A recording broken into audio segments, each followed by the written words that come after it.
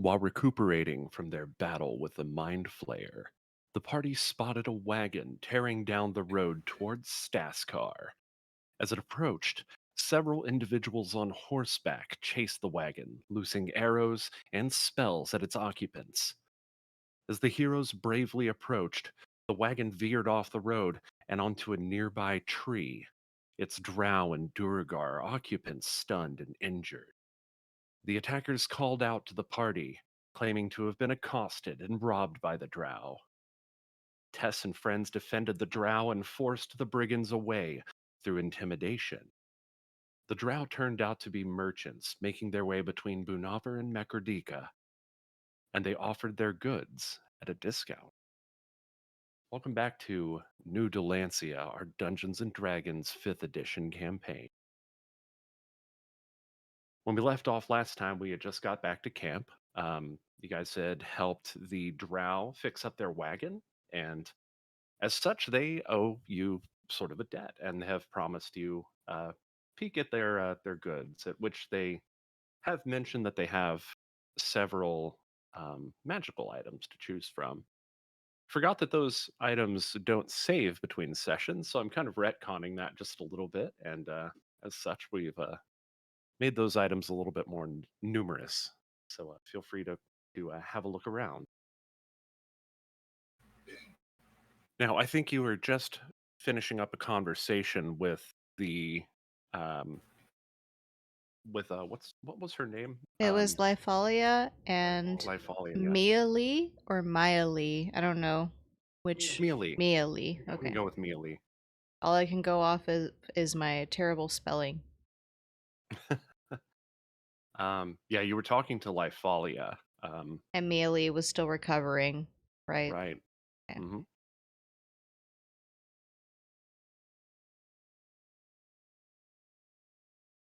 So at this point, did you want to start looking through the goods now, or did you want to wait until a long rest, or? I'd wait till rest. Yeah, Tess needs to rest. She has been focusing on this staff of charming, and she has helped scare away some enemies. So, hugging her tail to her. No, can anyone hear me in Discord? Hold on. Discord, hello. It's Discord. Hold on, we are gonna BRB. I am so sorry.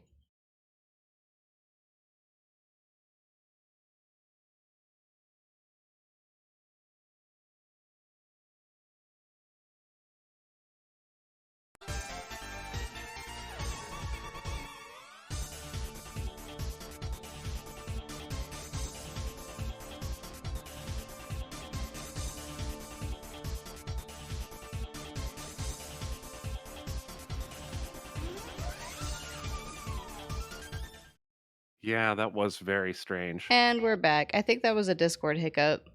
Yeah, that definitely seems like a Discord hiccup. The game is still paused, by the way. At Yes. least it's showing that it's paused for me. I don't know if I'm having internet problems or not. Try refreshing.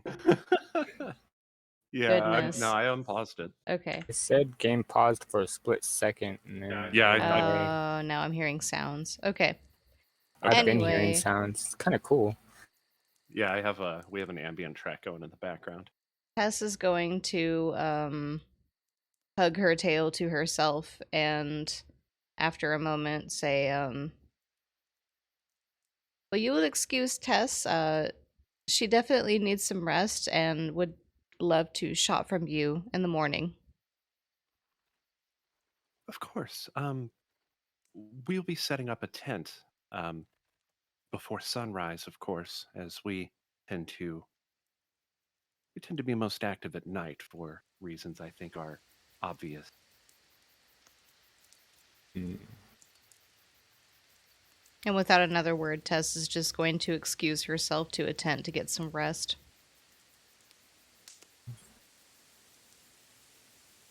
As you proceed to your tent, you note that Valphalin, in his sleeping bag, has sort of leaned up against a over his pack, and he has a book, which he's reading from.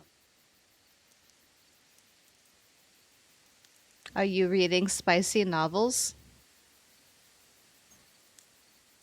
Define spicy. Oh, Tess doesn't know how to actually define that. It's just what Mom used to call them late at night when she was reading.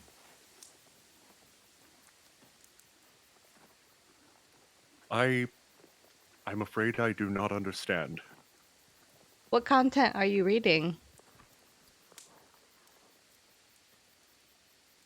This is a commentary on swordplay by a master swordsmith, actually. If you'd like, I could loan you the book at some point. A sword named Smith? No. A blacksmith who makes swords, or specializes in swords. From outside the tent, as he's walking towards his sleeping bag, Ian Fear is going to say, "That sounds pretty spicy to me, swordplay." I still don't know what that means. I feel like I'm missing a joke here. Tess has no interest Ooh. in the Smith of Swords. But thank you so much for sharing. Is it about wielding swords or making swords? Little of both, actually. And is it a long read or pretty short? It is about average, I would say. In reference to the other books that I've read in my time, especially at the monastery, they had some very long books. Tess is still getting the hang of reading at least other languages aside from dwarf or common. Is it common or a different language? This book? Oh, it is in common, yes. It was transcribed from Dwarven, though. Oh. I've read both, the Dwarven version and the common version. They are our only minute similarities, or differences, I should say. So you're rereading in a different language than original? That is correct. And Tess, without another word, is going to pull this small notebook out from her pocket and she's going to flip it to a page and then write something down and then close her book and put it away and say, "Well, it was a pleasure talking to you. Tess really needs to get some sleep." Val eyes you, and he looks rather inquisitive for a moment, but then goes back to reading his book. She'll excuse herself to her tent.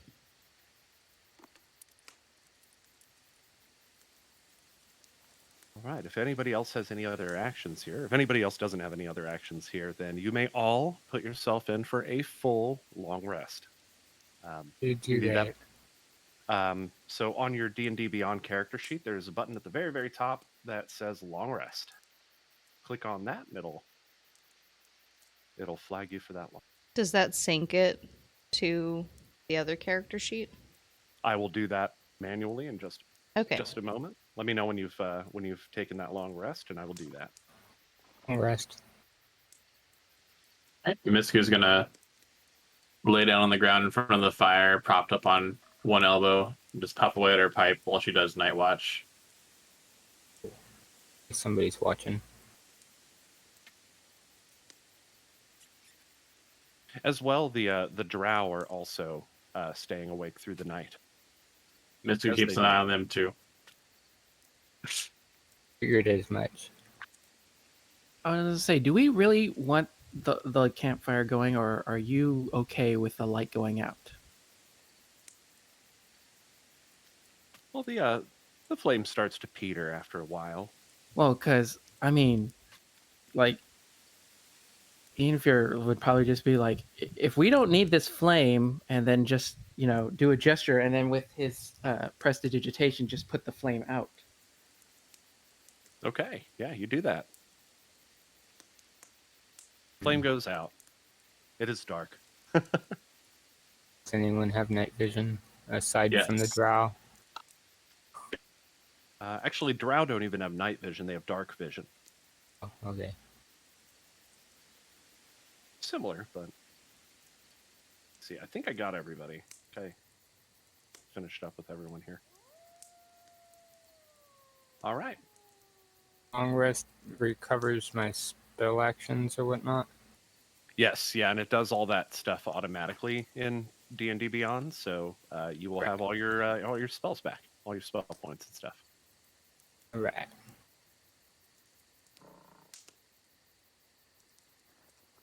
Yeah, Rek is back. Rek has been here. He's been at camp the whole time.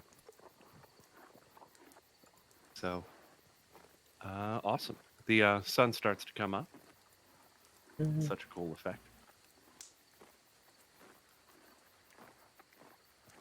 And yet the wolves are howling, so. I hear the wind, I should have fire, crackling. got a more appropriate daytime campsite thing, but either way, you guys are still among the forest here. You start to pack up your belongings come the morning, and stashing all of the tents and everything into the wagons, so that you can start back on your journey toward Makardika. Let's have a peek at that map. One Are more the time. drow still around? Oh, sure, yeah, they're still there. They sat with you through the night, and as you It look like Misku, as everything you of ours is still around oh yeah, in place. yeah, Misku, you kept an eye on them all night, and they kind of tended to their wagon and took a manifest of all of their goods and made sure nobody was hurt. And but other than that, they didn't really have any, or they didn't have any interactions with the party's tents or anything like that. They kind of kept to themselves. You did note at one point before the morning, before dawn, just before dawn, um, they break out a huge tent. Easily can house all their people in one single thing, and they put it up. There's a great opening at the front, and they kind of plop down, or they bring down this section of what you thought was part of the wagon, but it's actually like a separate piece, and they plop it down to make a desk at the front of the tent. Um, the tent has these various hooks on the back and inside, and they kind of put up some merchandise there.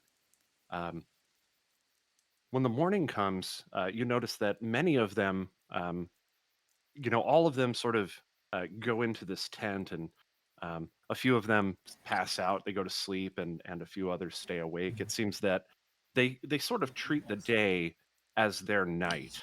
Um, any of you who grew up in a city, didn't grow up away from population, would know that this is because they're drow. Their eyes are very light sensitive, and so they tend to be the most active at dusk and at night. Um, so the sun rises. You like I said, you pack up all of your. Whoops, that is not the right forest. That was the one from last time. Let me just go ahead and toggle that off. Okay. Um, so right, the sun rises. You guys are. You guys pack up uh, Do the you have a wagons. destination? Yes, you're headed to Makardika. So once again, let me pop open that map here. So you are headed. The party had set out from Bunavar here, Okay. along the road to the east, headed toward Makardika, which is the port city. Let's see. So at current, you're about here. Uh, Probably do that better because you're actually really close to the road here. Um, so you're headed toward Makardika, where you will find a ship and set off toward Shopabin, so that you can study the the mirror. All right. Cool. All right, back to camp.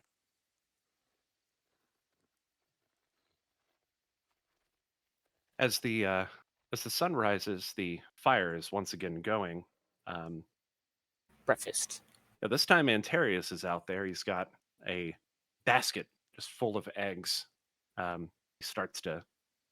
He's preparing a meal here, along with Govin. I'll sit down near the fire. All the others gather around. Govin, Kimrim, the boy. Here comes the boy. Chicken Dark eggs. Here comes the boy. Boy. And several of the dwarven, a couple of the dwarven guards who have been accompanying your wagons. Everybody sits down in front of these like plates and things. They before long they start to serve out these eggs and there's Did you probably get like the eggs? some kind of vegetable. Were you asking Antarius or? Yes. Well, we brought him with us. We've had him this whole time. Although, incredibly, we are running a bit short on supplies at this point. Probably use a good hunt.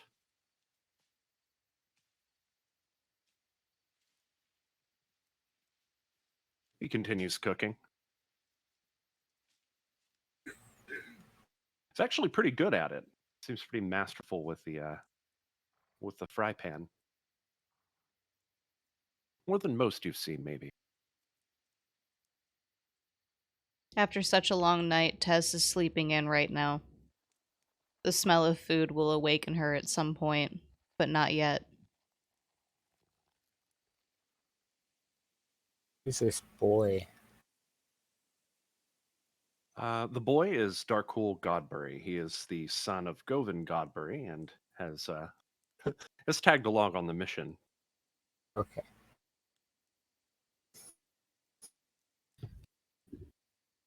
We're almost ready. Who's hungry? Hmm. Yeah, that smells good.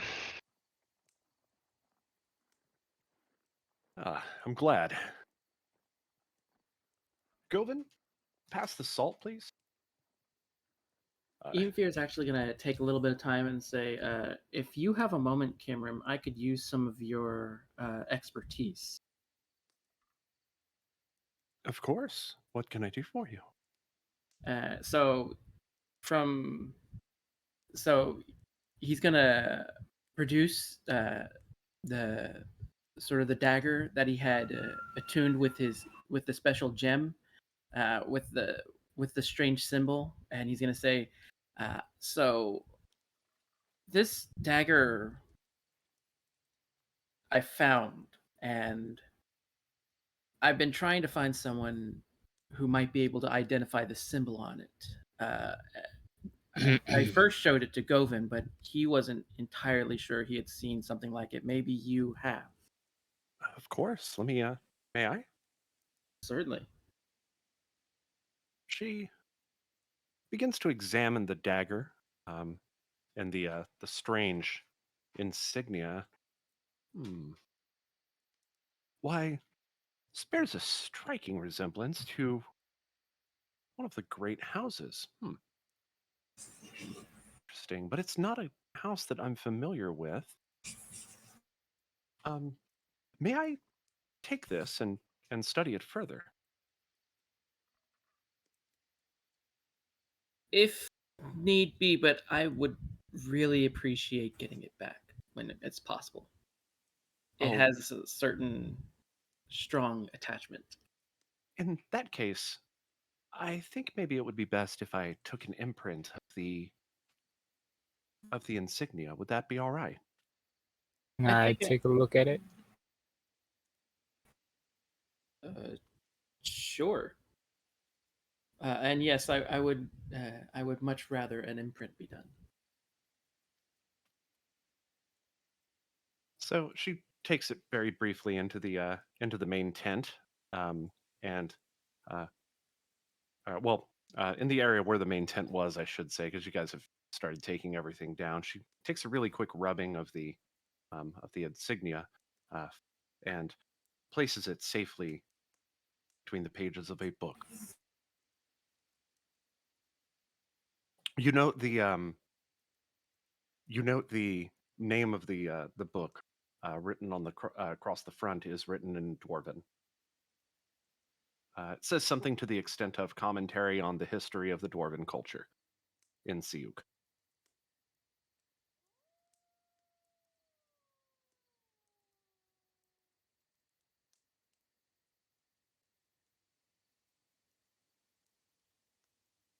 Before long, she returns and hands the dagger back to you.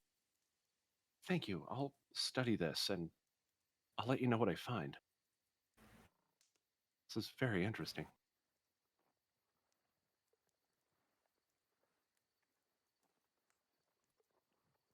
And yeah, I guess if Holthius is interested in looking at the dagger to see if he can figure something out. Yes, I am. Do you want to describe the dagger for us, Ian Fear? So it sort of would look like maybe a letter opener type of dagger is how it looks like it would be styled. Yeah, kind of a dirk. Like more of a dirk, and inlaid into the hilt is a jewel, which does not look like it had originally been part of the design. Like now it's been sort of magically grafted into it though, so it is sort of center inset, and then like uh, at the bottom of the hilt is sort of like this crest that has the symbol for the house.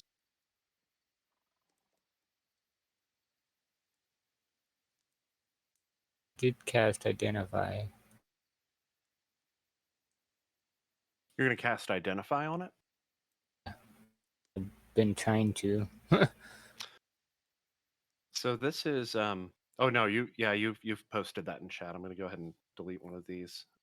Let me see if it's magic item or the magic imbued object. You learn its properties and use them. Whether it requires attunement to use. How many charges it any. Yes, this is a magical dagger. Let's see.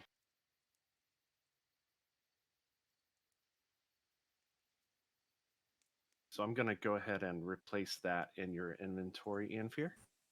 I was gonna say, well, it should have the notes in there anyway, but like, it's Oh, yes, it does. yeah. This So is... yeah, the magical properties. Let me see.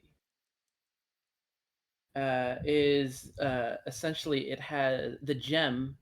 Uh, Sort of has what was the name of the spell? Was it like recall, return? I think it was return.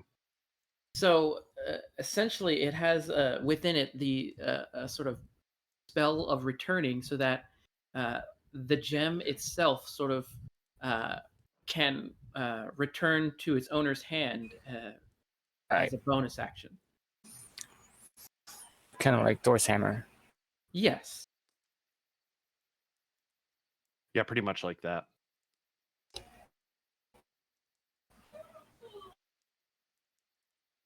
Other than that, the symbol that's on it, although it does look like it does look similar to the symbols of the dwarven houses that you're so used to seeing here in Siuk. It doesn't actually bear any resemblance to the ones that you currently know. Do I have a history check on that?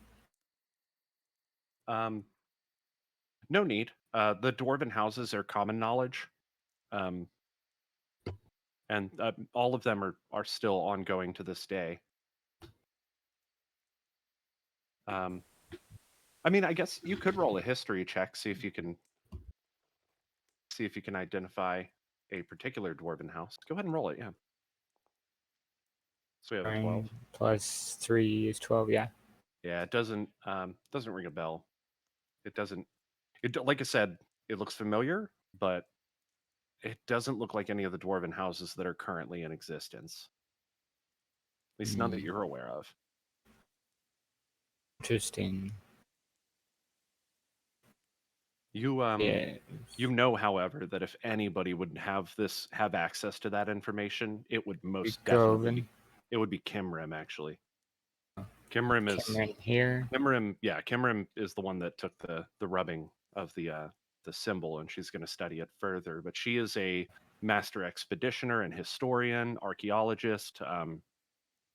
She has a lot of knowledge about such things. All right. Well, kind of looks like you might be getting most of your information from Kimrim, as where I can't tell you much about this. Kimrim nods. She places a hand on your shoulder, Healthiest. She kind of has to tiptoe to get it there. But she's like, "Thank you, Mage. You've always served us so well." Hands the dagger back. Yep. Yes, I'll take some time to study this further as we travel. I'm sure I'll turn up something. Well, and then I'll Right. say, I will say that it did seem unusual because this was sort of found in South Benalia, outside of Shopavin. So Oh my. So this wasn't something that you found recently. no, this was something I brought with me here. I see. Valphalin, overhearing, steps forward and he walks up next to you. To be clear, does this have anything to do with the murder? And then Infir will be like, "You could say that. Um, this is the murder weapon, so." His eyes widen. There's a moment of silence. You've carried this with you. Yes, well, let's just say I thought it only fitting that it should be returned to the rightful owner in a very particular way. Val places his hand on your shoulder. A very large hand, and immediately it's like it's like 20 pounds on your shoulder. I too know what it is to carry something that is so much more weight than it should be, I suppose. He turns around and plops down next to the fire, thoughtful.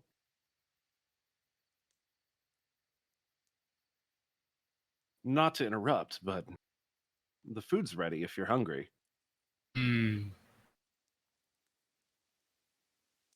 I'll have a plate. Of course. Food for all. Who's hungry? Tess, you probably I heard that at this point. Oh yeah. Waking up out of her slumber, Tess almost like, huh? Tess is hungry. Tess is hungry. She realizes as she kind of comes to and accepts the fact that she has slept way over her intended schedule. So And then hearing that whole Tess is hungry, Infir will remark, "That's probably why our supplies are running a little lower than usual." poking her head out from her tent, she'll say, Tess does kind of have a knack for snacking. So sorry.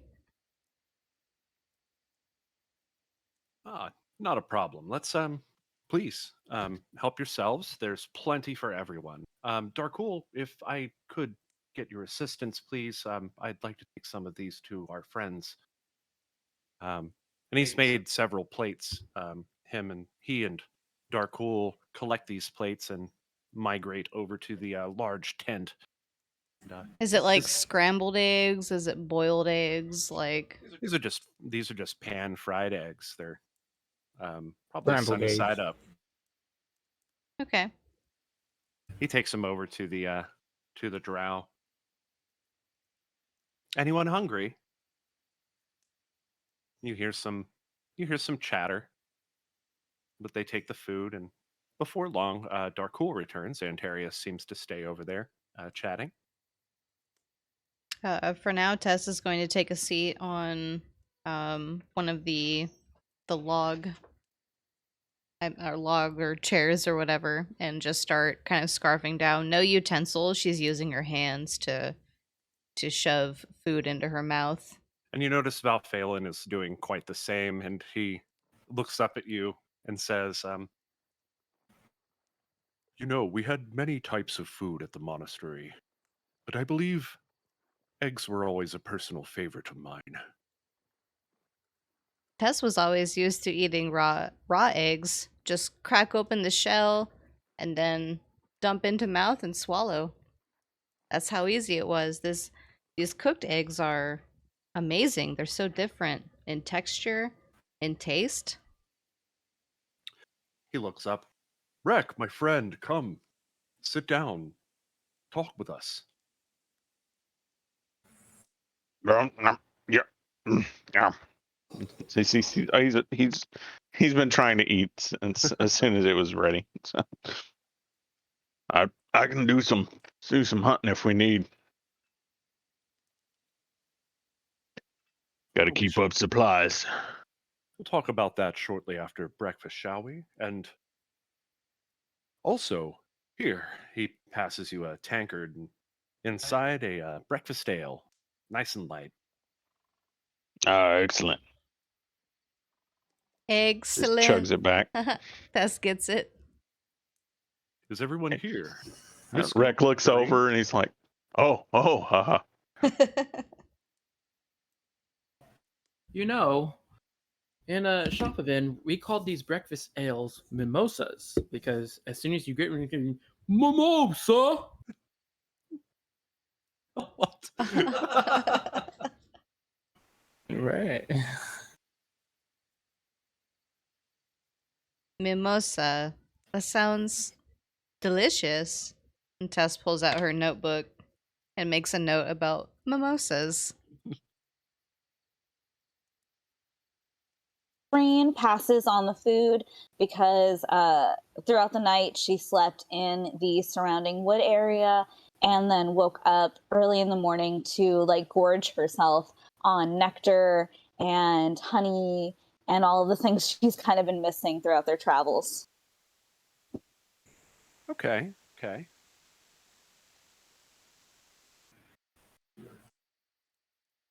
And Misku, what are you up to this morning? Misku's eating eggs, shoveling eggs into her mouth with one hand and with her pipe in the other.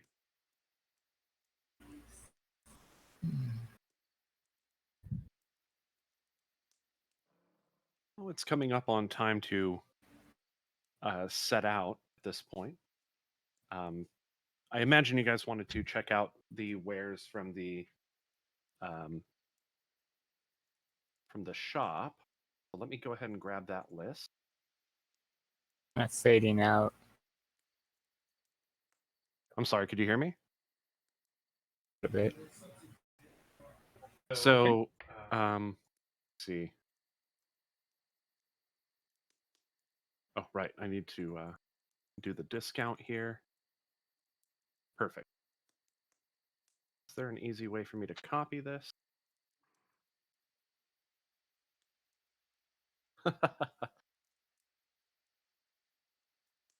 And they put it in the CSV. Okay.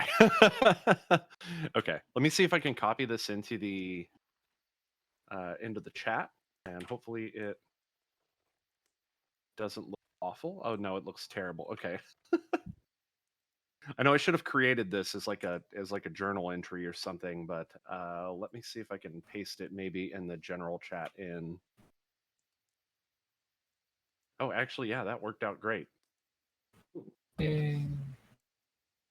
So right there are all the. Oh wow, no, that didn't work out very great. Okay, let's try this one more time. Right there it is. Okay, that's much better. So I pasted that into the general chat in the new Dalancia server. So you can see all of the items there. There's a +1 scimitar. There's a longsword of life stealing, a potion of resistance against necrotic, scroll of arms of Hadar, scroll of calm emotions, scroll of detect thoughts, jump, light, long strider, sacred flame, shillelagh, toll the dead, water walk, and web. All available. Where do we look for descriptions on what these items do?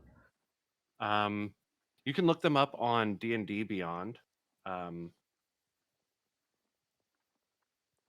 So all of these are spells. So like Arms of Hadar. Do you have a specific question about one of these? No, I Huh. I kind of want to know what all of them do. It's like here's the Arms of Hadar. The life stealing right there. Let's see. I'll just look them up manually.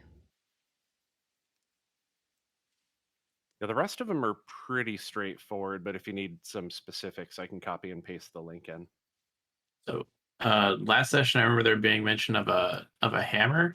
Is that not in the? Did that get taken out? Or yeah, I had to regenerate okay, it. no worries.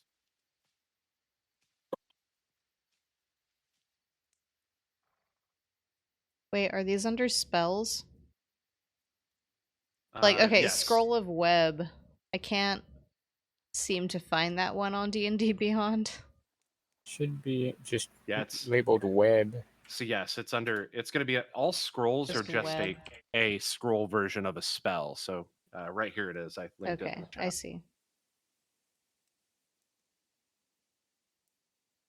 I don't think that worked the way I would. No, that definitely didn't work. Thing, how do you get that to go away? Delete that.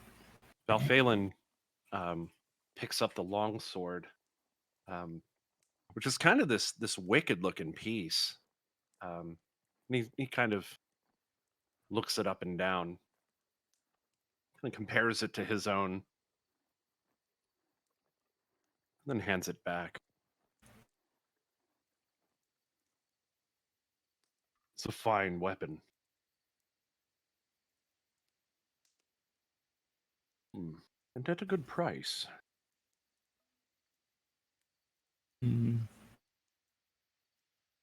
Mulls it over for a moment. Yes. Yes, I think I will.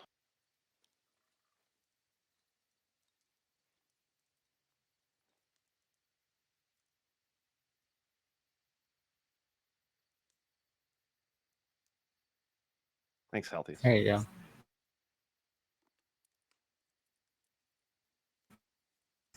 It took me a whole minute to figure out how to do that. Okay. Before long, the fire's put out. Antarius kind of douses it with water, and you hear the as it goes out. Yeah, I know I would be definitely interested in this scroll of the Arms of Hadar and the scroll of web here. Scroll of the Arms of Hadar. The scroll of web. Let's see.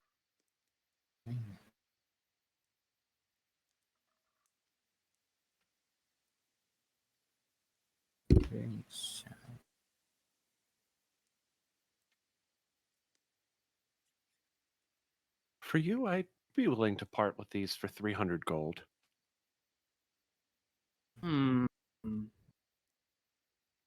It's quite a bargain already at a discount price.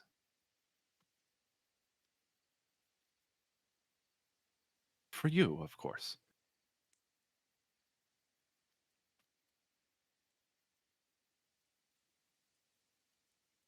Of the dark, 100, 108. I think Both items, the Arms of Hadar and the web scroll. Oh, okay.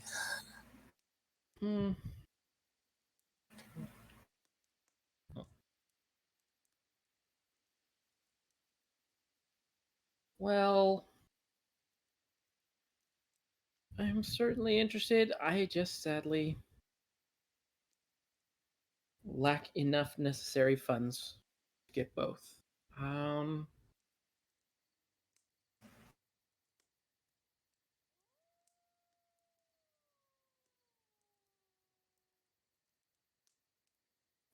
Isn't Tess carrying around the party's money?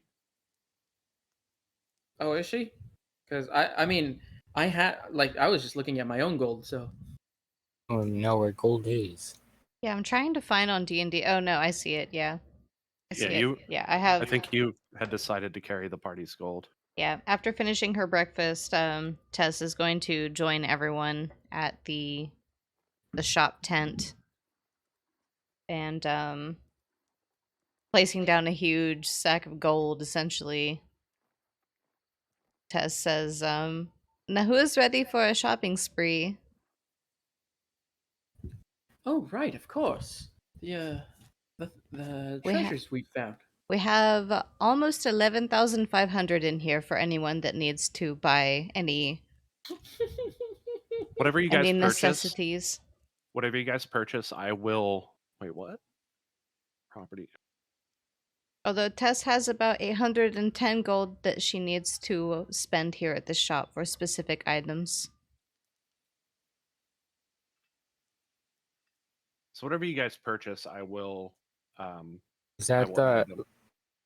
list on the Discord? Is that all the items that this tent has? So that is all of the magic items that they have. They also have general goods. They carry a very large stock of incense and spell components. Do they have med kits? Like medical. Is that You know called how a? there's like the adventurer's pack or whatever? Yeah, what is that called? Called a healer's kit. Yeah, do they have healer's kits? Yes, they do. Okay, definitely gonna need some of them. How much are those?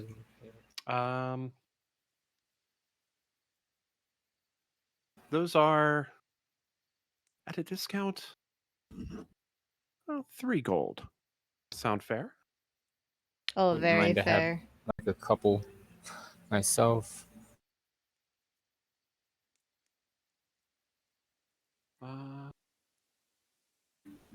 So each kit has a. Let me see. Can you buy multiple of the same kit? Yes, you can, but each one has a number of uses. I just don't remember how many uses it is.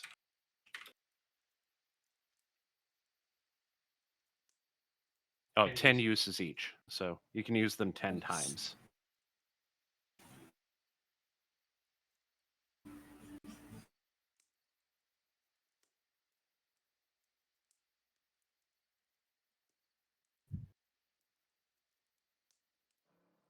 Okay.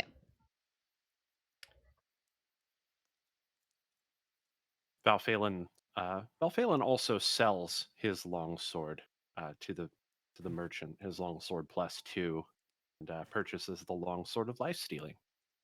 And then Infier's gonna look and say, if I did purchase this scroll of web and the scroll of arms of Adar, would you be willing to include the sacred flame scroll? Sacred flames. Why, yes, of course.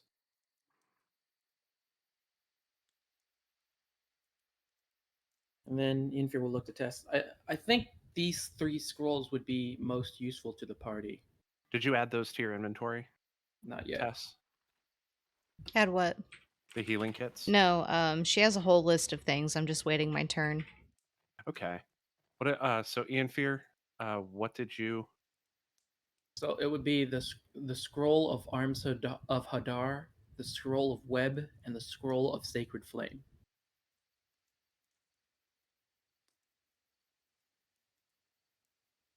See.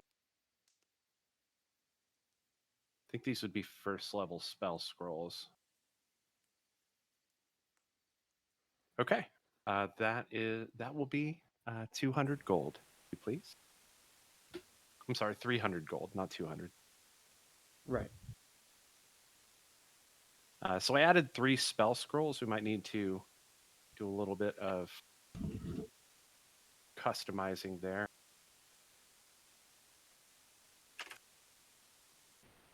Doing that right now.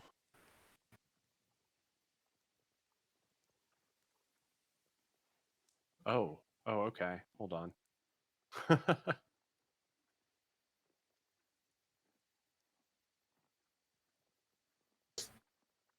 Oh, this is actually kind of tough. I'm just going to put it in notes for a moment.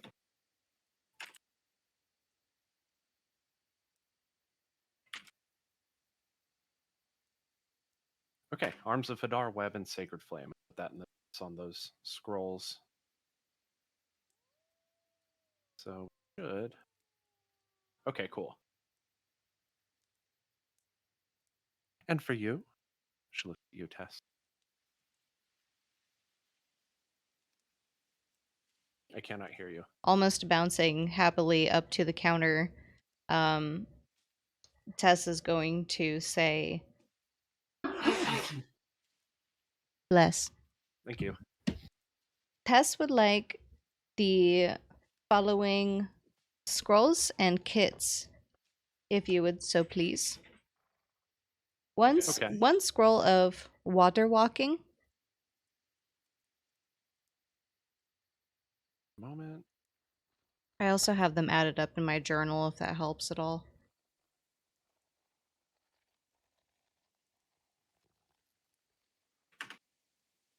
Okay.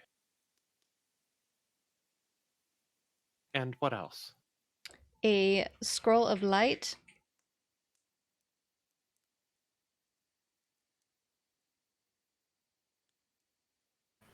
Light.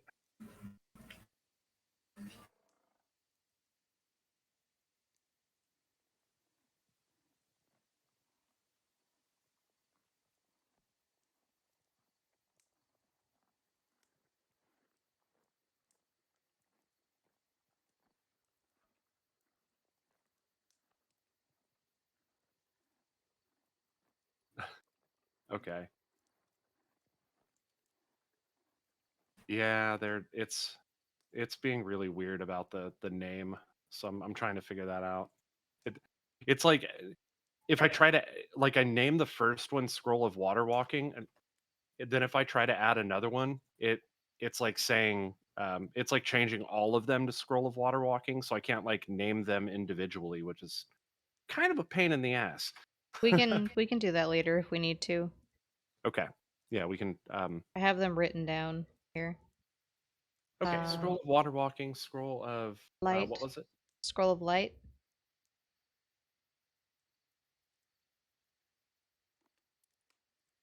Light. Okay.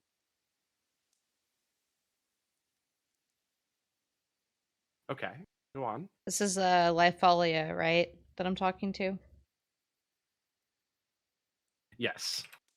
And then winking at Lifolia, Tess is going to say, and because we know this works oh so well, a scroll of calm emotions. Ah, yes. That seemed to come in handy for you before. A scroll of detect thoughts. Okay. And then 3 healer's kits. If Tess's math is correct, this should be 819 gold. Ah, you are very astute. However, for you, let's call it an even 800 gold. What do you say? Well, you drive a hard bargain, my friend. Tess thinks that's very fair. She smiles. 800 gold. And Tess will hand over the 800 gold. Right. I think it was a total of 5 scrolls you had, correct? It was 1, 2, 3, 4 scrolls and 3 healer kits. It was the scroll of water walking, scroll of light, scroll of calm emotions, and scroll of detect thoughts with 3 healers kits. Okay, 3 healers kits are added. Got it. Everything's there. Cool.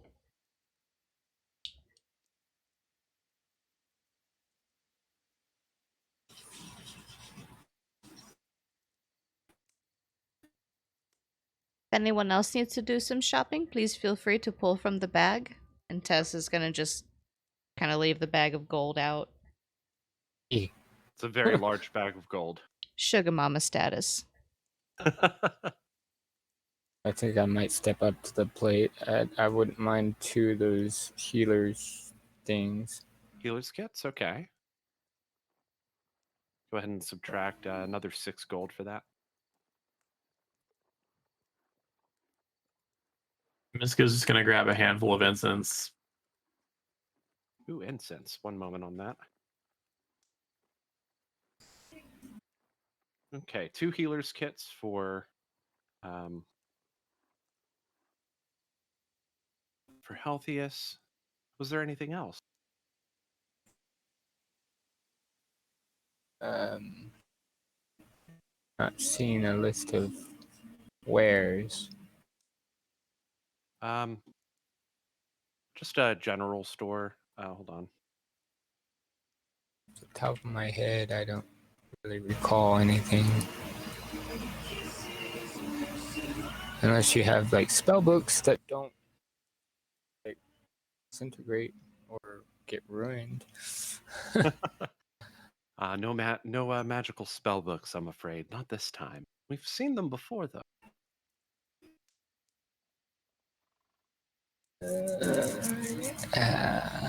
I'm not really seeing anything else that I must absolutely need. Yeah, other than that, I think I'm good. Unless you have some potions of healing, which are kind of the healing kit thing. So, Well, no, potions of healing are different. Healing kits are you can use them to like stabilize a person, or I think you can use them to do some healing, but it takes time. Like potions are immediate. Okay, do you have any potions of healing? Yes, I do. How many would you like? Kind of potions of healing do you have? This is an example here. They're just regular potions of healing. They're 2d4 plus 2 hit points. Okay, how many do they have? How many do you want? How much are they? About 50 gold. How many do you have?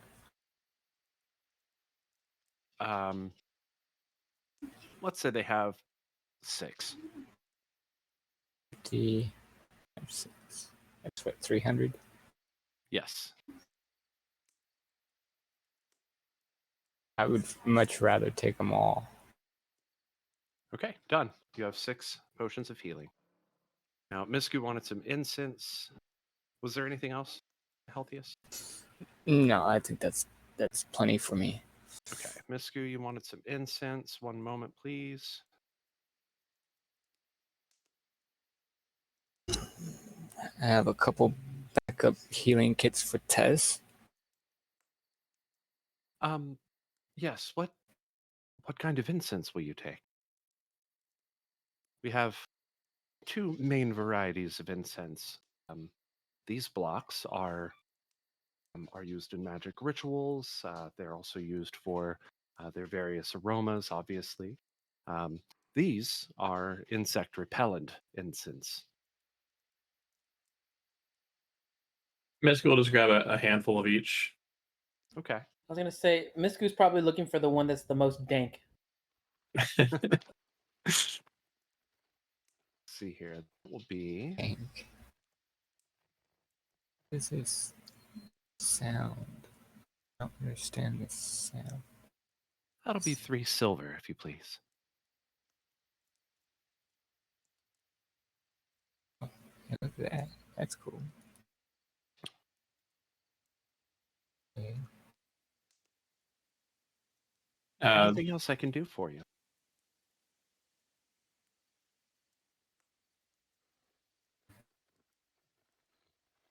What was that?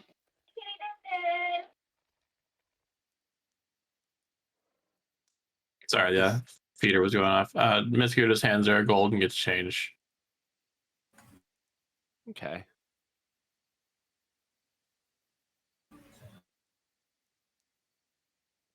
All right.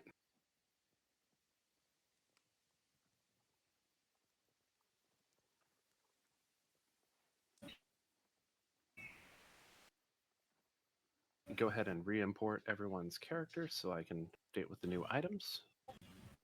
So we're bringing this into Foundry. Sweet. There you go. I've been looking. Very good. Yeah. Very good. Taking care of that now.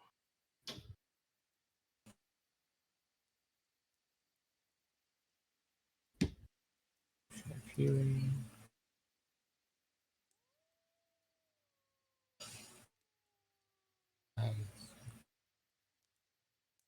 And 2. What it is. Let's get this.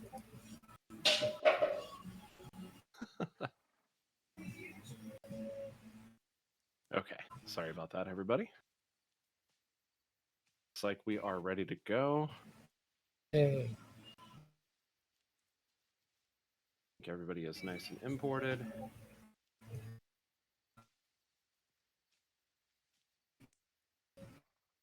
Keep hearing this. Bloop, bloop. Is that somebody else or is that me? I think that's somebody else. Okay. I don't have to worry about it. So you guys pack up the wagons and start on your way. So what is it that you all would like to do while you're traveling? I believe Tess is still focusing on this staff. Staff Okay. of Charming. Yeah, she's still trying to figure it out. She's making it make sense. And you're trying to attune to it as well, is that right? Yeah, and she's just trying to get an overall feel for it and like what exactly it does and if it's her kind of staff, and if not, she'll be finding someone else who can take it.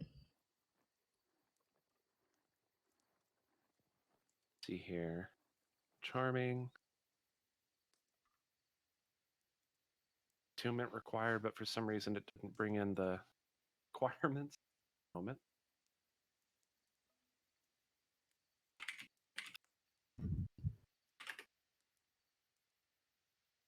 Charming. Yeah. Yes, your cleric can attune to it. Okay. Yeah, then she'll work on that. Okay. Yeah, you're easily able to complete that. After you do what, so that would take around 8 hours, I believe, because it takes the length of a long rest. What are you doing after that? Let me think on that while others decide what they're going to do. Sure. We are in a caravan of carts, correct? Yes, 2 wagons. Okay. Misku's going to sit with her feet hanging off the back wagon, burning her incense and smoking, but keeping watch for any kind of surprise attacks from the rear. I had a thing here. Very well. Is Rec, did you want to take the time during travel to go hunting?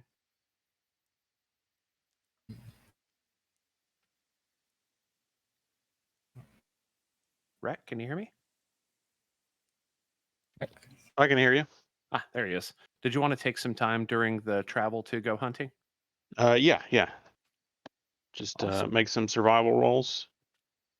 Yeah, go ahead and make a couple of survival checks. Okay. We'll say the wagon probably stopped twice, so So people could pee and. so is that with advantage or just 2 survival checks? Do you have anything that gives you advantage on survival checks that involve hunting or gathering? I don't think I have anything in particular that stands out. Just my living in the wilderness most of my life. Awesome. Yeah, just go ahead and roll the base survival check and Okay. see what comes up here. Nice. Excellent, excellent. 22 altogether. All right.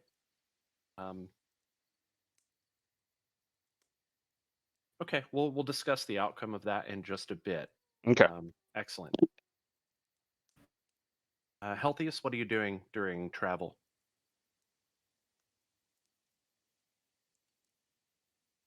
I see a cast of Find Familiar. Yeah, I'm calling upon a raven because we're in a caravan setting, right? And we're Yes. going down the road and everything. Well, okay, my raven's gonna basically act as a scout.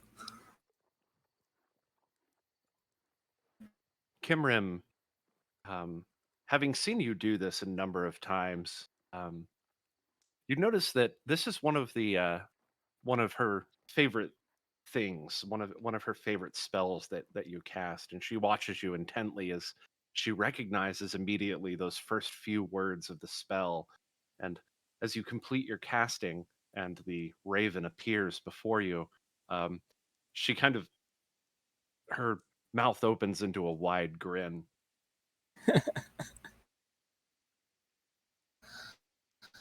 And this is who again?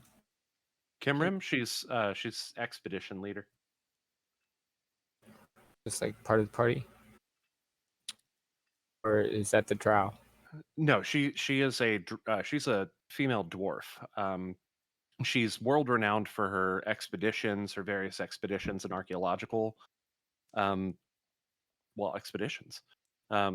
Most notably, in recent years, she was part of an expedition in in the desert that unearthed a huge what's thought of to be a dragon, but it doesn't have any wings, and it's more like a serpent. It's like a huge, maybe, I don't know, some kind of dragon that's ancient and deceased.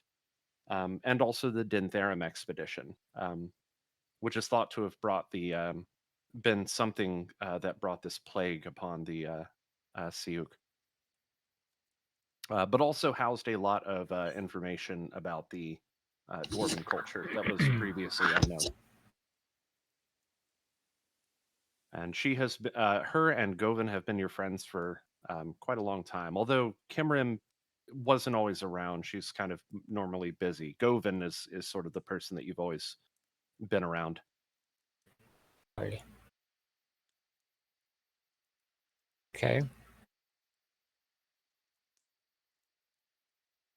I guess I just kind of be like, you like that one, huh? I do.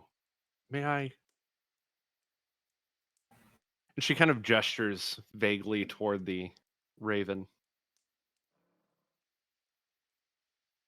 Okay. She starts petting the raven on its head and on its back. It looks happy.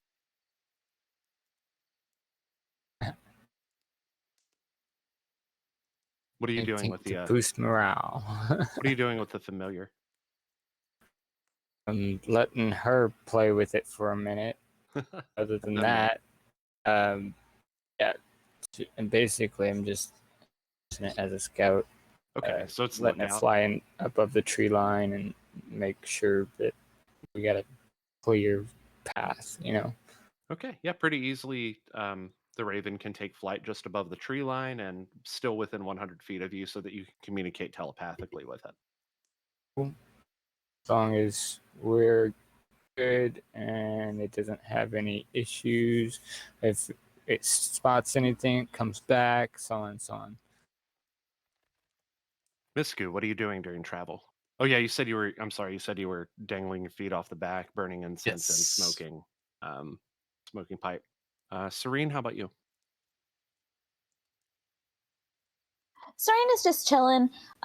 She's just like kind of laying back, maybe on some hay or on some kind of pack or something like that, whatever's closest to her. Just relaxing before anything else happens. Who knows what's going to happen on this journey? All right. Valphalin sits back with his back against the side of the wagon, and he has a book in his hand, the very same book. This time, you note that he's almost finished with the book already.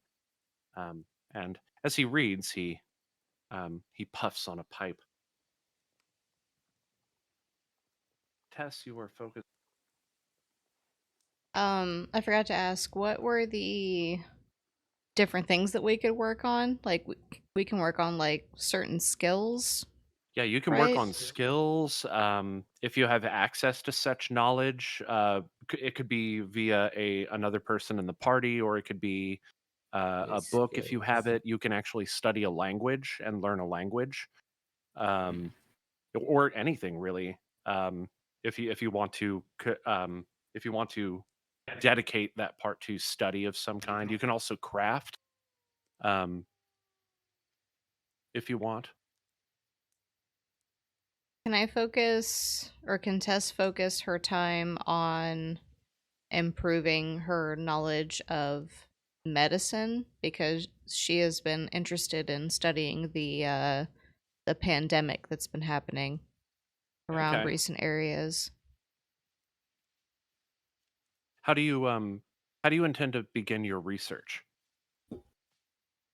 Well, she did take some infected flesh with her, like the pandemic infected like flesh Okay. from previous periods. So she'll probably take a look at that and how it behaves under different healing spells or something. Okay. So you're experimenting with this strange infected flesh. Okay. That works. Inside the caravan or outside the caravan? Inside the caravan, you'll want to give her some space so that you don't smell it. Become infected ourselves? Yeah. Yeah, she's wearing a mask and goggles and Yeah, everyone has been wearing masks this entire time. I kind of forgot to mention that because it's been so long since we've had them on. But yes, everybody has been wearing masks, especially when you deal with other people, who you know or who you're not sure could be infected or not. Um, Seeing that, kind of seeing and catching on to what you're doing, Kimrim at some point during this travel probably approaches you and offers, I do have a book on medicine. Tess would like to review it if possible. Of course, I'll have one of the guards get it right away, if you please. And they move over to the other wagon at one point when you're stopped, and she hands you this very thick, leather-bound book. Um, there doesn't, there appears to have been a title on it at one point, but it's since been rubbed away. And the only way that you can get at the title is by flipping to the first page, which says something to the extent in Dwarven of wait, do you speak Dwarven? Yes. Okay. Tess was partially raised by dwarves. So yeah. Okay. So yes, on the cover of it, it says something to the extent of notes on the practical application of herbs, various herbs around the Siuk region. Okay. So this is a book not only on medicine but also on like herbalism. There's several different paths of medicine involved here, but they do also touch on magical medicine and things like that.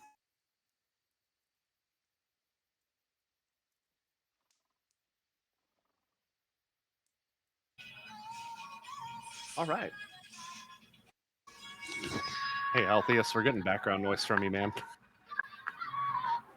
Hey, Okay. Song though. hey, what? All right. So you at back at the camp, you guys, say your farewells to the drow and bid them good luck on their journeys. They let you know that they're headed back towards Staskar, and they will carry word of your deeds along with them. Um, further bolstering your good name amongst the people of Staskar and Bunavar. Healthiest, could you mute, man? We're getting a lot of background noise from you. Oh, Okay. Thank you. guys continue down the road for a time.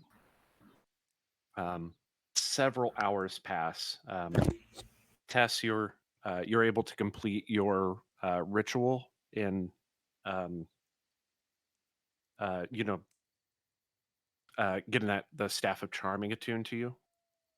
You're also able to fully identify it, and you know how it works.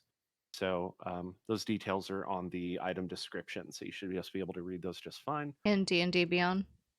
Yes. We'll say that after that, you probably have another 2 or 3 hours worth of. You probably have another 2 or 3 hours worth of. Can you hear me? Yeah. Okay. You have another 2 or 3 hours worth of time that you spend devoted to your research. You kind of are performing a combination of testing on the flesh that you have, as well as referencing the book that you were given by Kimrim. Um, the outcome of which still rather unclear. It's going to take several more hours of time devoted into that research in order to make some headway. But you're off to a great start on it, and you feel very strongly that you're onto something. Um, the flesh starts to react to some of your magic, but you have yet to figure out why, and it seems sporadic at best. The reaction that you're getting, so nothing, nothing firm, but you're onto something. Wreck, you at one point the wagons circle um, for a break to give the horses a break and whatnot, and uh, you you split off from the group. Valphalin, peeking his head up from the book, says, "Next time, I wish to come with you and learn your ways of the hunt."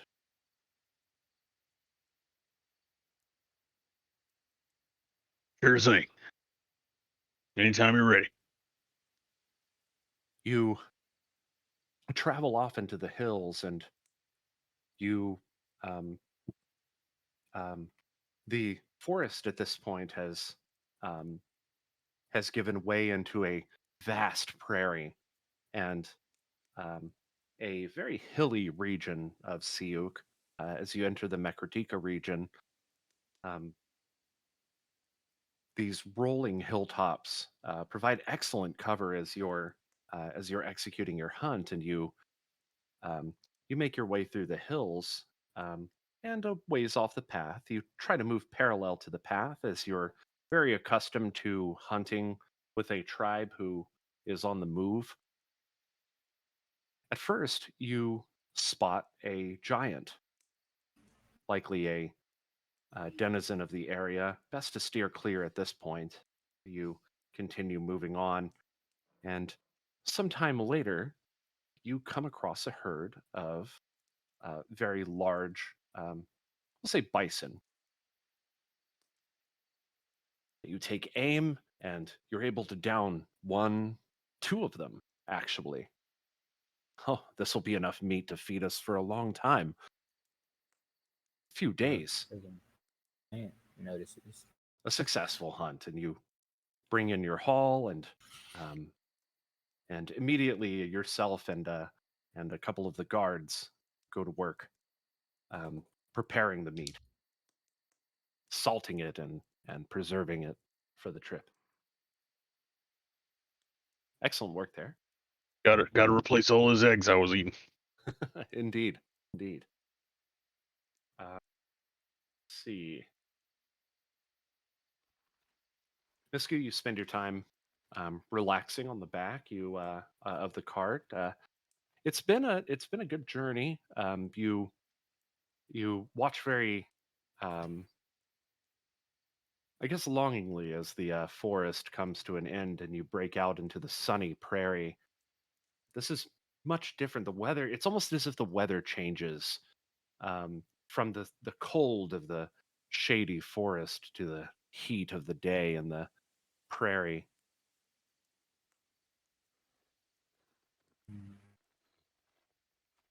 We're coming toward the end of the um, we're coming toward the end of the summer months, and you know that before long we'll be getting into the fall, and all of those various colors will overtake the world.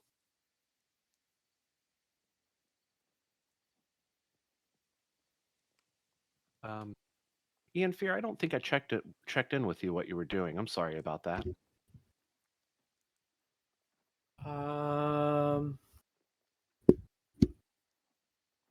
I don't think there's been much of a plan for what to do.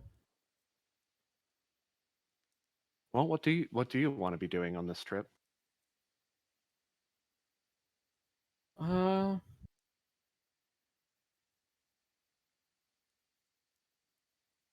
hmm.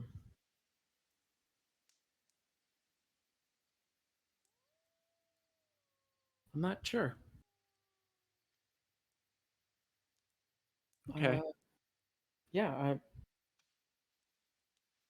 I don't really.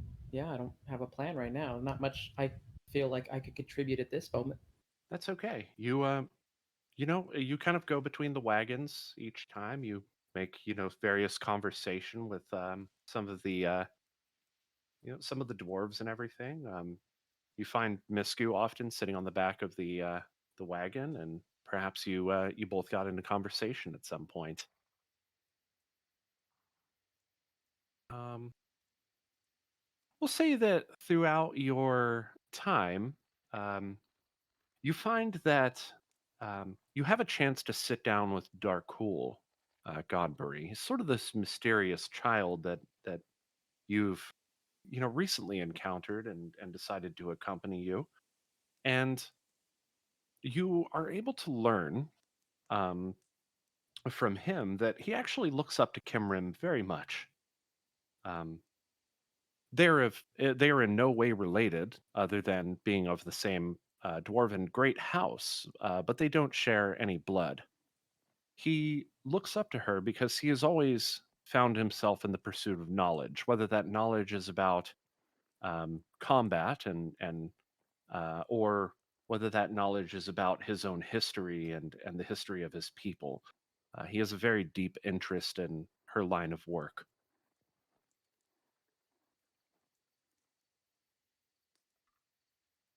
He is he explains to you that he is extremely excited that she's here on the journey with you, and he intends to learn as much as he can from her. Hmm.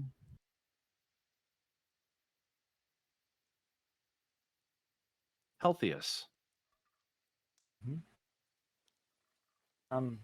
Basically, been kind of doing a whole, what's it called?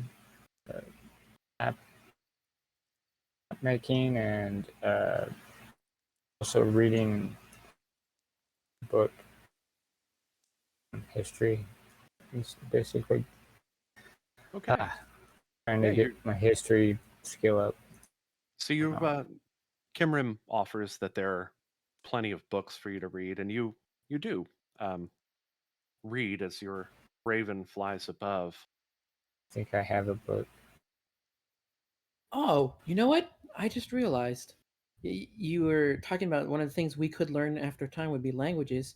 I don't have any proficiencies in the dwarvish language, and I mean I've been hanging around them so long. I might as well learn.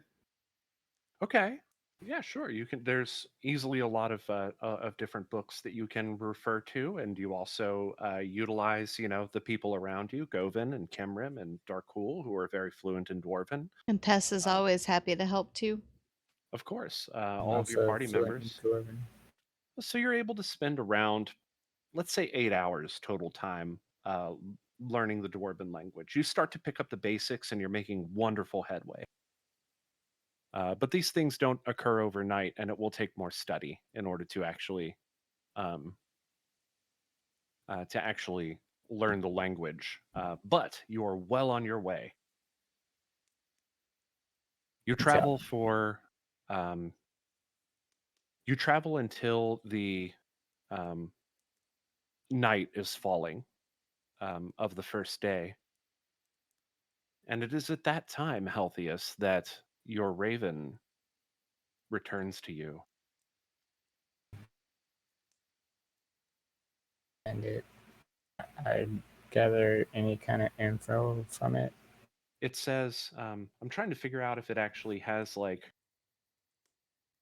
see, spell. I'm going to assume that this thing would talk in its own way, which you would otherwise be able to communicate telepathically. But when it lands on your arm or on your shoulder, it says, "People ahead." Is it dangerous? People ahead.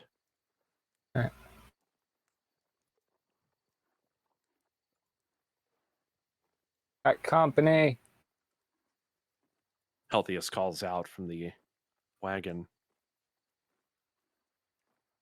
Val peeks up from his book. Trouble? Not sure, but I do know that there is people ahead. Govin peers over at you. Okay, old friend. Sorry, accent. Okay, old friend. Let's come to a stop. Whoa. And he pulls back on the reins and the horse comes to a stop. I realized that the music wasn't playing this entire time. Sorry about that. Boop. Oh, there we go. What happened? No, it's not. Oh. It's not doing it. I've Hello? just been hearing wind. So Okay, and then We're the good. wind like vanished. I was like, whoa, what happened? Yeah, I'm not sure why it's not stopping. I did on my end. yeah, it stopped on my end. Yeah, it's stopped, but I can't play anything else, which is not great. Okay.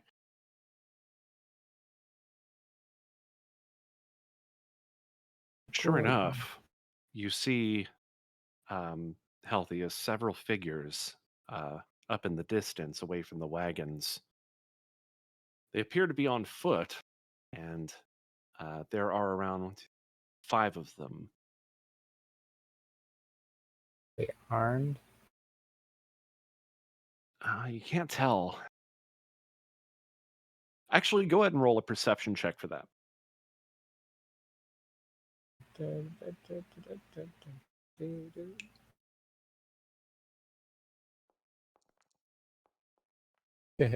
Mm. Yes. 3 of them are heavily armed. Faster they moving? They're not moving. They're Not moving. stationary.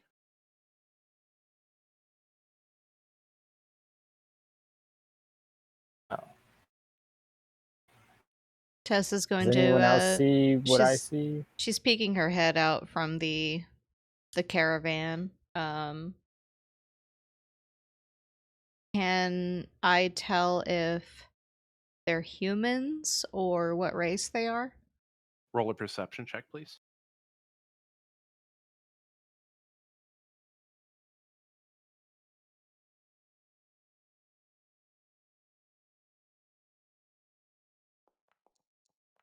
Nice. Wow.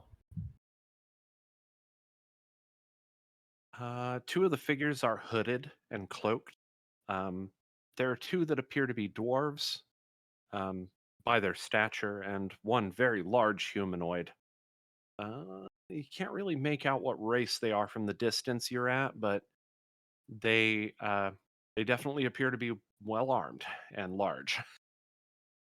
Oh, they're armed. They're armed. Misku! Misku! Tess is gonna call.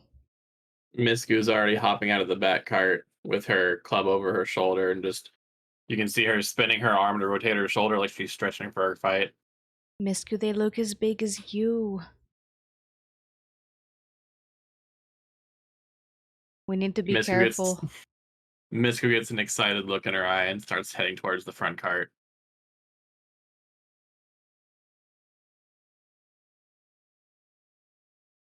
Tess will call out to the others. just to make sure everyone's updated and say, guys, we've got company up ahead. They look armed. Not quite sure if they're looking for us or not. You hear some banter. Well, no, you don't. After a while, they raise up a banner, and it bears the symbol of House Drach. Oh, Oh, it's these Drach idiots. Kimrim sighs. Or we could always take the banner and infiltrate places with it. We should go out and meet them, see what they want. They're probably still angry about the stunt we pulled back in town. Yeah, I don't like it, says Govin. Don't like this one bit. Those House Drach wars, oh, they give me the willies.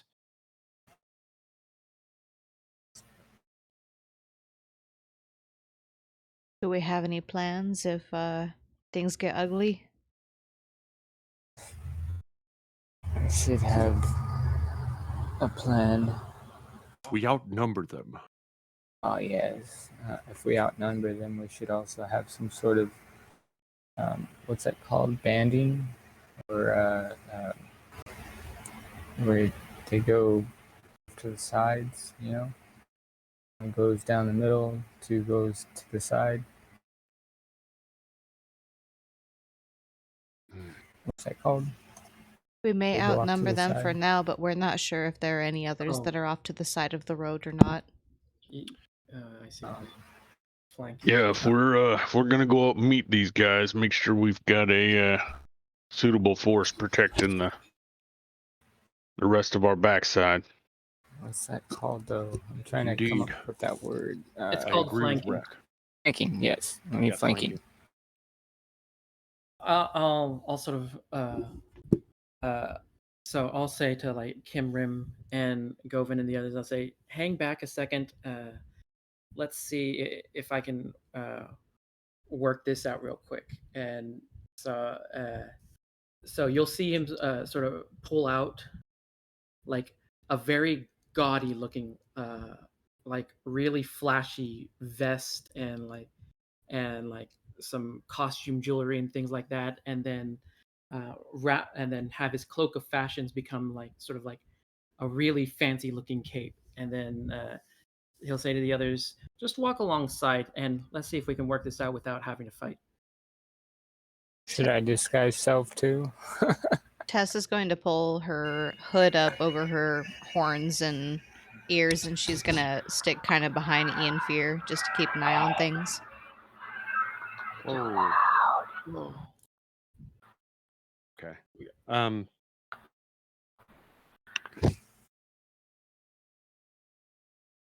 Okay, so we're all just going straight toward them. Yeah, but I'm just gonna walk sort of like casually. So we're not gonna like, try to present anything and then have the others sort of motioned like to walk behind me. Whereas, we'll keep Kimrim, Govin, and the others sort of within the caravan. Yeah, I think somebody should definitely be watching the rear just in case there's a flank of any kind. I could do that. And then I would also mention to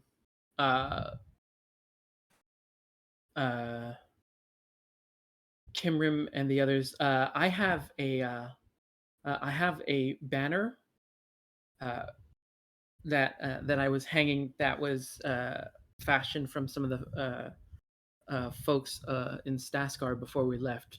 I would definitely hang it, but one has my name, one has another name. Flip it around to the other name. Okay. Rec, would you mind staying in the back to make sure nobody sneaks up on us? No problem there. And Rex got his shield out and his hammer, just kind of eyeing the area, ready to move up if need be. Oh, Tess appreciates you. Thank you. All right. You all move up the road. Misku and Val take the lead. The rest behind, and Rek, you bring up the rear to make sure that you're not flanked. Are we still in the caravan as we're doing this? So you're coming away from the wagons. You're leaving the wagons and with Antarius and the guards, and you're moving forward.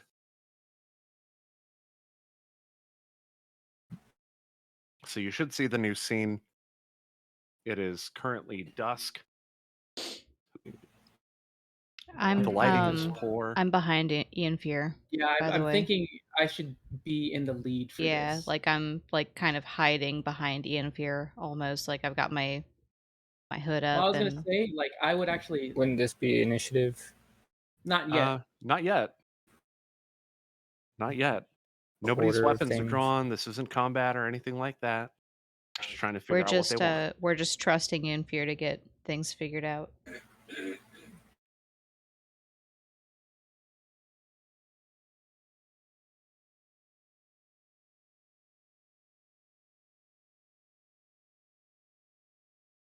Okay. So is everybody in a good position for this? No. Yes. Yep. The group. I was gonna say, Tess, I would actually have you like right behind,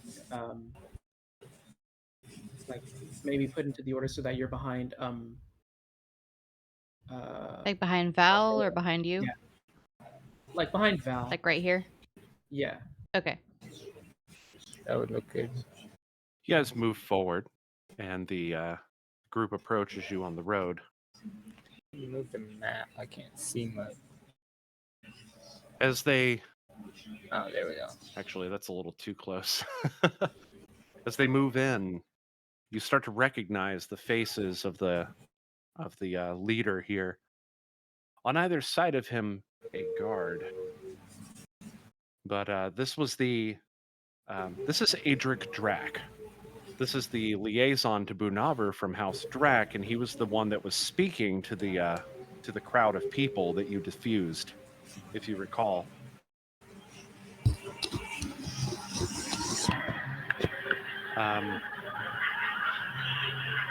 Kenneth, I'm getting a lot of background noise from you, man. Thank you. Phil? Oh, no, still getting a lot of background noise. Phil? Yeah, can you hear me? Yeah, I can hear you. Can you hear me? Yes, we're getting a lot of background noise from you, man. Could you mute, please? I don't know how to do that, but okay. There should be a control in Discord for it. There we go. So as you approach, they step up to you. You notice Adric Drach, who is the dwarf who was originally speaking in front of the large crowd of people in Bunavar that you diffused using magic. And Rollo Tanglestrand, your old friend, the halfling.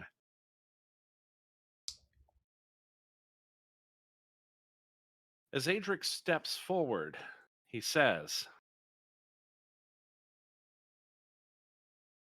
he pulls out this large, very prominent looking parchment and opens it. In my hand, I have a writ of seizure. By order of Emperor Craven Drach,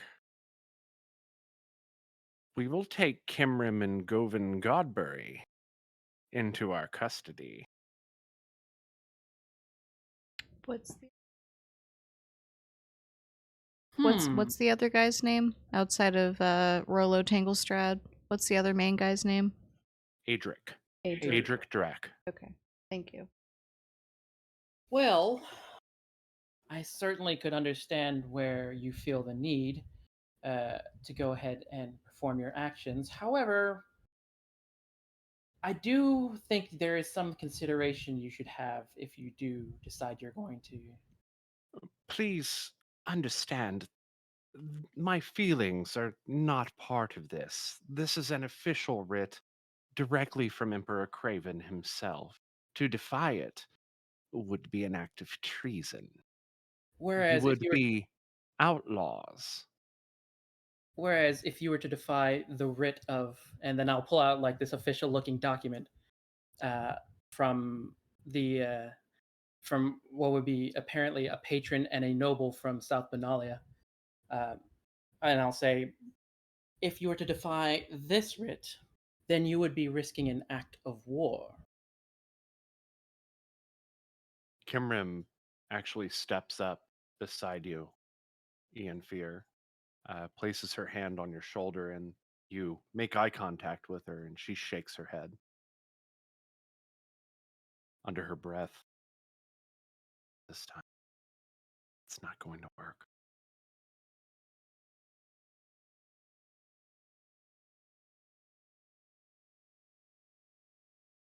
My orders are clear, Adric says.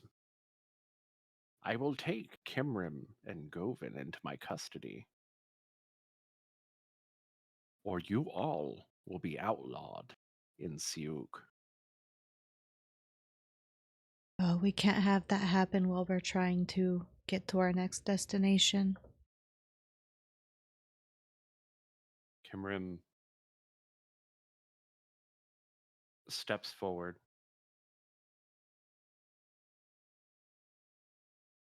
We need a moment to gather our belongings and to discuss this amongst ourselves, but I will go with you. She turns to you and Ian Fear and says, I am sorry, and hands back or hands you a folded piece of parchment.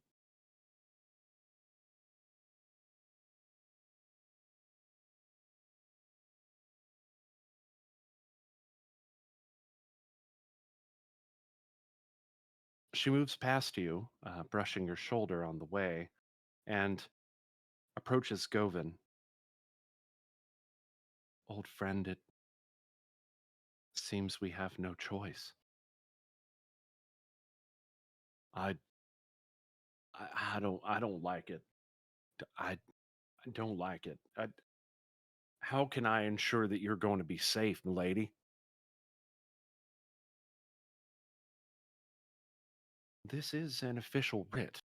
If they wanted us dead or harmed in any way, that harm would already have befallen us. I believe that there is another way out.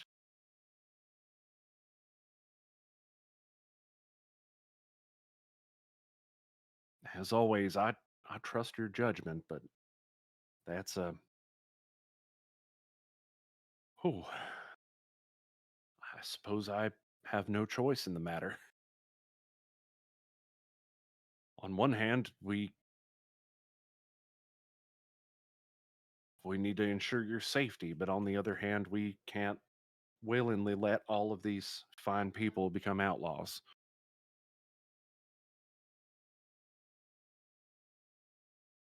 Healthiest, I see you're trying to cast Fast Friends, or maybe Blindness, Deafness, I'm not sure. Can you tell me what's going on here? I think you may be muted still. Yeah, I was muted. Ah, there we go. What are you trying to do? First, I was trying to do the whole blindness thing. Maybe they would have been like, "Oh, I'm blind. Ah, I can't see. You can't. I can't. We can't take you because we're blind," type thing or whatever. But then I was scrolling through my spells, and I found, what was the other thing I saw? Fast Friends, I think it was. And basically, you can kind of try and make it to where we don't have, or they don't. We can try and make it to where they don't take us or whatnot or something. You get what I'm saying? So they appear to only be trying to take Kimrim and Govin. Govin. They don't have any interest in the rest of the party that you can tell. Okay, well, maybe we can perform it to where they don't take them. So, I see what he's trying to say. To cast Fast Friends in order to basically friendly ask them to consider not taking them at this time, because they are going to be taking us, seeing us off on our journey off the country after all, and it would be only fair for them to at least let them say their goodbyes to us from there before they come in. Something like that. As you attempt to cast the blindness deafness spell, Kimrim actually interrupts you and says, "Not this time, Altheus, but thank you." And her eyes are sort of glazed over. She kind of looks defeated. In response to this, you actually very quickly cant the spell for fast friends.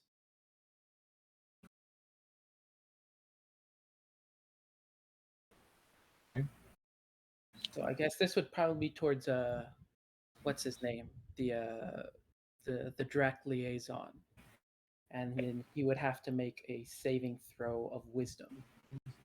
Okay, I would- wisdom saving throw. I'm actually going to go ahead and use 2 of my spell points for Bend Luck skill, and I'm going to give him. Giving him the you don't have to do it. He does. Oh. Yeah. He does. So he's going to get a -4 to whatever he rolls.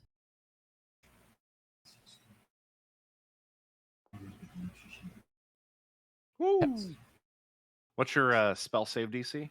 14 for him. Let's see. So what are you trying to do with this, fast friends? So it says We make it to where the people that are trying to take our people don't take our people.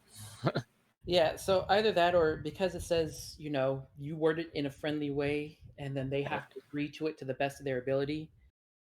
Maybe it's something along the lines of, can you at least let them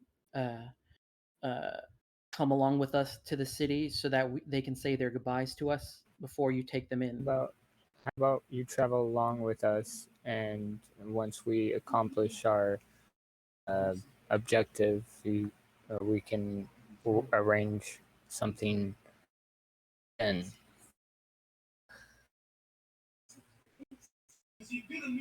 An interesting proposition. He kind of turns the parchment back toward himself and reads through it. I suppose the wording of this writ is not so precise. I suppose we will travel with you for a time.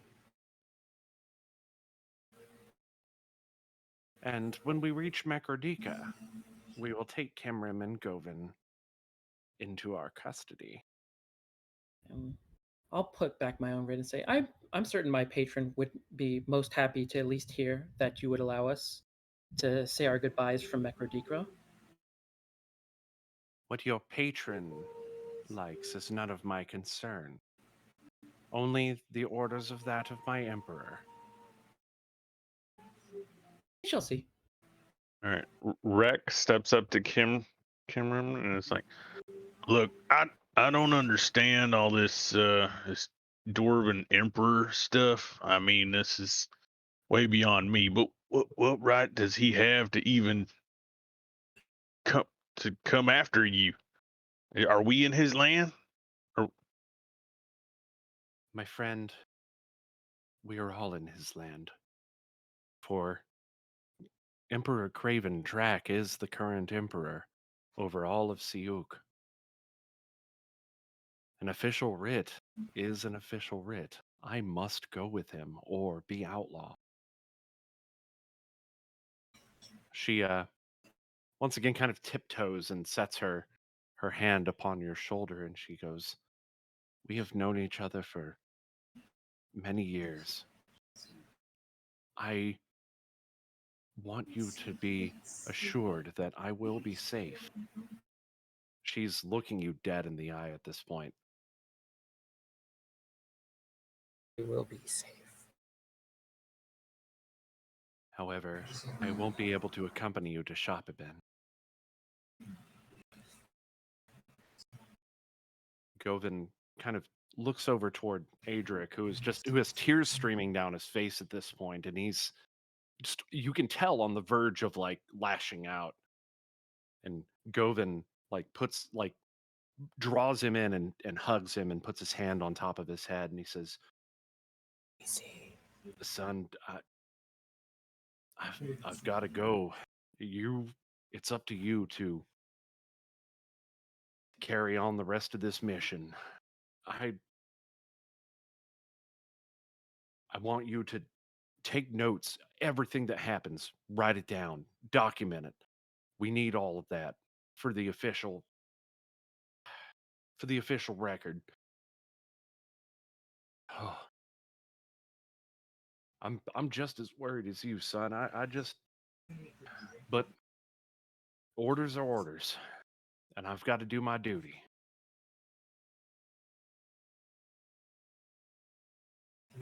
Right. We'll reach Mekerdika, and we'll go with Adric at that point. Kimrim kind of looks around at everyone. A wink. I'm gonna wink.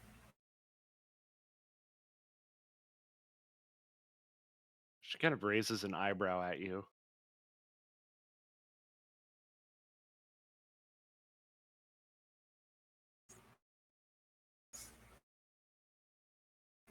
Rollo kind of tugs his hood down, and the rather large humanoid, which you can now make out to be a half-orc, relaxes his grip on his weapon.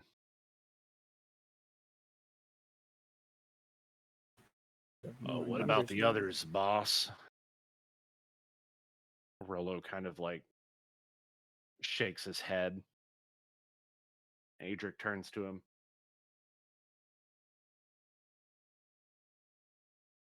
They are to be set free, of course, when we reach Mekerdika.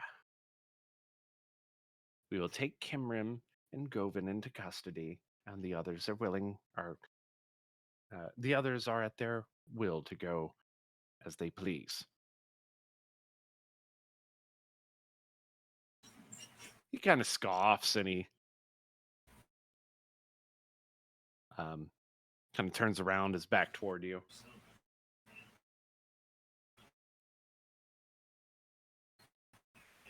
And I better still be getting my money. Of course. And do you question the I'll deal with you. Can I perceive to see if our safety is a lie or not? That would be an insight check. An insight check? Okay. I think. Don't Do you have still have that ring? I do have the ring of truth telling. That is true. Hold on. Let me find it. What does that Where is do? it? Doesn't it give her an Where advantage? is it? Where is it? Hold on.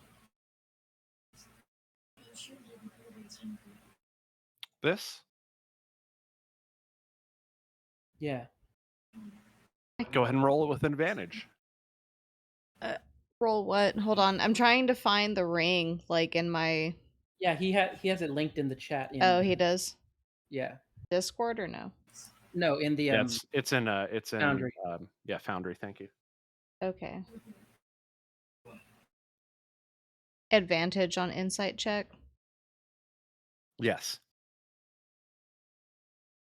Okay. Go ahead and roll it with advantage. And I think I'm gonna, yeah, why not? Spend 2 more spell points, and I will give her better roll a plus D4. Okay. So I need to roll a d4. No, I do. Okay.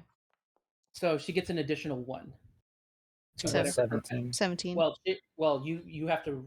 Oh yeah, it is. Okay, so yeah, you get a 17 on your thing. Pretty good roll.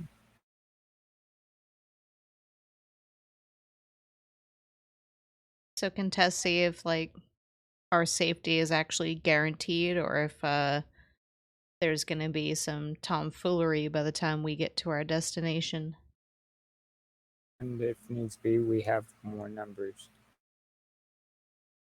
Protecting basically Govin and the other one. As always, Tess, he does not seem very sincere. Okay. Is this Rollo that turned around and said that it was our safety that was guaranteed, or was it Adric? That was Adric. He said your safety was guaranteed. Okay, so when he turns around to kind of, I guess, talk with his little group, Tess is going to side eye who's next to me. She's going to side eye Cyrene and shake her head as if like, no, like our safety is not guaranteed, but we have until the next stop to really figure that out. Might be Serene is going to nod in understanding. What'd you say, Healthiest? Might just be Govin and the other one that they're trying to take. Safety is guaranteed. Well, they're really no they're guarantee. protected. Yeah. So, Healthiest, you probably understand this a lot more than anybody else here, because you've worked so closely with the rest of the nobility in Siuk.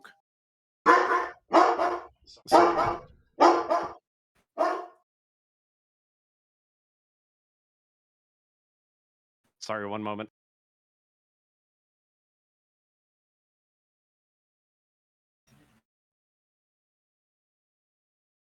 Okay. Healthiest, you probably know this better than anybody else that's with the party currently, but like having dealt with a lot of dwarven politics and all of that.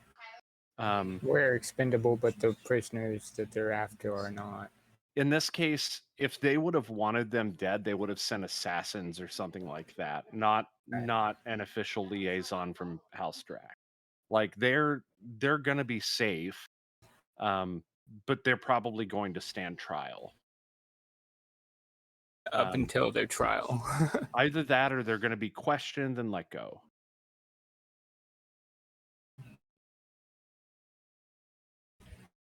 Okay. But if they wanted them dead, they'd already be dead. If they wanted to be dead, they would already be dead. Correct, yeah. Tried to.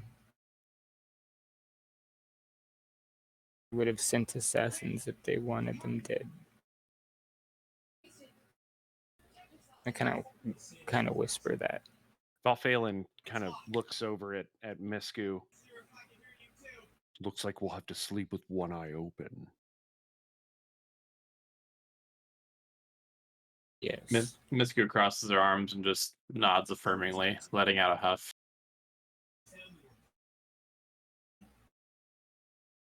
One numbers. We can. So everyone, that's about all the time that we have for today. We will continue this next time. And I hope that you'll all tune in for the next episode of New Dalancia, our Dungeons & Dragons 5th edition campaign, happening on this very YouTube channel every Sunday from 5 p.m. to 7 p.m. Central Time. Also, please tune in to Deep Space Transmissions radio show that happens every Saturday, also on this channel, 6 to 9 p.m. And until next time, this is VGpunx, your most gracious DM. And I'm signing off. Keep a song in your heart. Take care. Bye.